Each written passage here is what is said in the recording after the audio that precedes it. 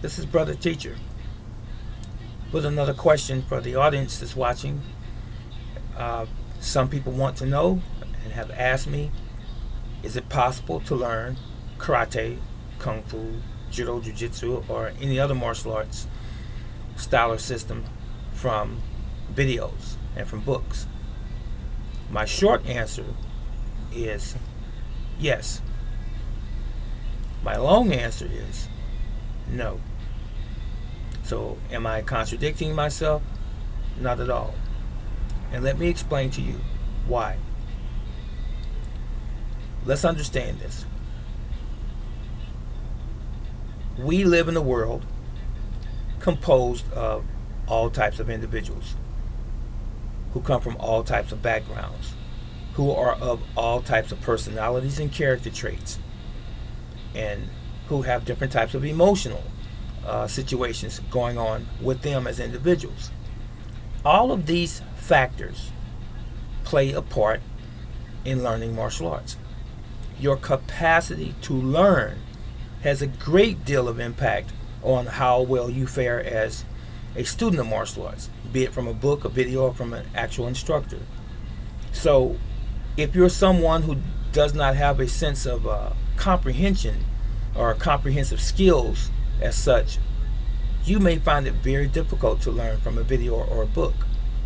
But if you have enough common sense, and if you know how to pay attention to details, and if you go and look at something thoroughly and even repeat it over and over, chances of you learning from a video and a book is going to be much better.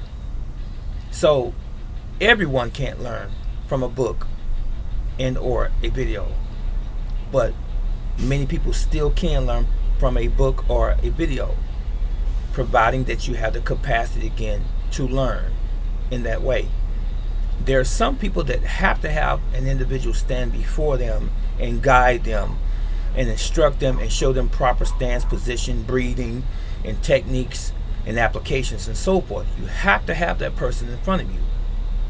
Now, I'm not saying that everyone that reads a book or watches a video is going to become some sort of prodigy or even be a prodigy of some sort, even though they do exist in our society.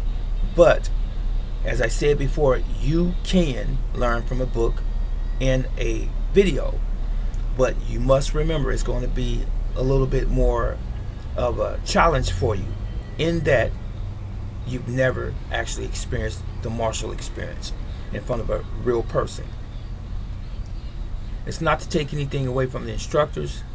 The fact that you want to learn from a book or a video, oftentimes we don't take into consideration that everyone does not have the means to pay for a traditional martial arts class at a school. They just simply don't. In today's society, we still have the poor. We still have the working poor. We even have some middle class individuals that can't afford martial arts classes. They just simply can't. So what are those people to do? Instructors, do they just say, I just give up, I just won't learn martial arts? If videos and books had no place as far as a learning tool, then why do they exist in the first place? I have seen and experienced martial arts instructional manuals and books and magazines since the 60s and the 70s. So they've been making instructional books on martial arts as they have anything else on cooking and what have you since at least the 60s. And I'm a 60s baby. So why were those instructors making books? They wanted to promote their art. They had instructions in it how to do this particular technique and that particular technique and so forth. Go figure.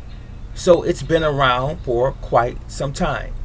Now, as a result of the internet, YouTube and so forth, now you see more instructional videos on martial arts, and you have guys, some of them give you clear instructions, some of them give you just a general idea of how to do certain techniques and so forth, and they leave a website or they leave their school address if you happen to be in that area or traveling to that area, that maybe you can have the one-on-one with an actual instructor of that particular art. But videos are still done in an instructional way, and I've done them myself because I know that I can't reach the masses, and I know masses meaning personally I can't, and I know that when you teach in such a concise and explicit and very simplistic way, even a very young or small child can comprehend those things. And I've always prided myself on how I instruct, and I speak pretty clear English when I'm instructing, from beginners to intermediate, advanced, and even black belt ranks. Howbeit, there are some people who still just won't get it and can't get it for some personal issues, or maybe some physiological reasons. The question, again, before I close, is can you learn martial arts, karate, or anything else, or self-defense even, from a video or a book? The answer is yes, but it depends solely on you, the person, and your capacity to learn, your own skill set that you possess when you begin that journey. But I would advise anyone that's learning from a video or that's learning from a book, let's say Taekwondo, let's use that for an example. If you're learning this particular art from a book and from a video, continue to cross-reference other instructors in that same particular art. Look at their books, look at their videos, and make a comparison. And then, at some point in time, try to go to some karate tournaments, some Taekwondo tournaments, and look at the actual art. And try to hook up with an instructor of Taekwondo and see if they would give you some of their time, and say maybe 30 minutes or so, and say, well, I have not been able to afford traditional martial arts classes, and I've been learning from a video and so on and so forth. Would you show me if this technique or these techniques are correct? And that person, if it's a decent instructor, 9 times out of 10, they will tell you or they will help you, if they're not just simply about money. And sometimes that same instructor may just allow you to become a student with little to no money because of your zeal to learn the arts. I've seen it happen, and I've done it myself. So, instructors, I'm saying this to you, and this is a word of admonishment. Not everyone can afford $100, $200 a month per person in a martial arts program. And I've dealt with inner city children for many, many years, poor families, and people who were struggling and so forth. But does that mean that person should be denied learning something that's going to help them for the rest of their lives? No, it's not all about the money. Here's where the Samaritan comes in. Here's where the humanitarian comes in.